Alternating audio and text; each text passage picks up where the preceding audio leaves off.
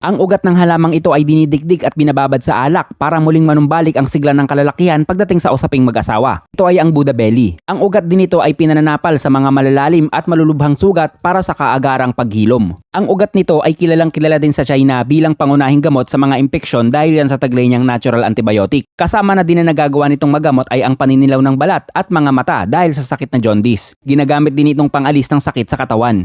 Ang bunga naman nito ay laxative. Ngunguyain mo lang ito kung hirap kang dumumi or matigas ang iyong dumi. Kasama na din dyan ang pagpuksa sa bulate sa loob ng ating katawan, pampurga in short. Tinatawag din itong gout plant dahil ang pagtapal ng dinikdik na ugat nito sa parteng kasukasuan na namamaga ay nagagawa nitong magamot.